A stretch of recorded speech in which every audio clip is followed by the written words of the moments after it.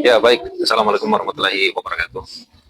Jadi, teman-teman di sini saya mau menjawab pertanyaan dari Bang Harul ya. Saya bacakan pertanyaannya. Beliau bilang, Bang, bahas soal masalah perbuatan tidak menyenangkan dan pencemaran nama baik itu bagaimana? Soalnya kadang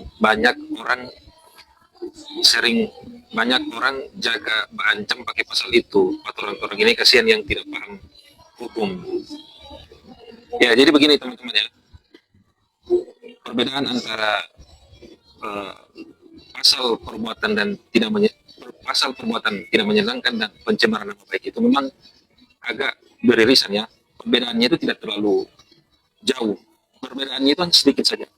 Tapi perlu diingat teman-teman ya, pasal perbuatan tidak menyenangkan itu sudah dihapuskan. Sudah tidak diberlakukan lagi karena memang pasal itu pasal karet dan bersifat subjektif begitu.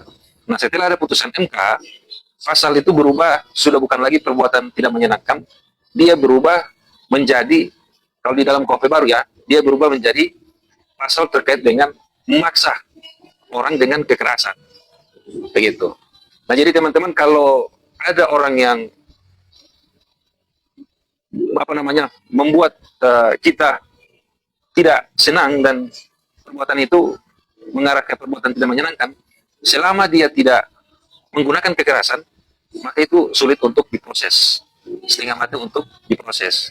Jadi teman-teman hanya sebatas perkataan, sebatas ucapan, itu tidak dibarengi dengan tindakan kekerasan, maka tidak termasuk di dalam pasal perbuatan tidak menyenangkan. Yang diubah di dalam KUHP itu menjadi pasal memaksa orang dengan kekerasan.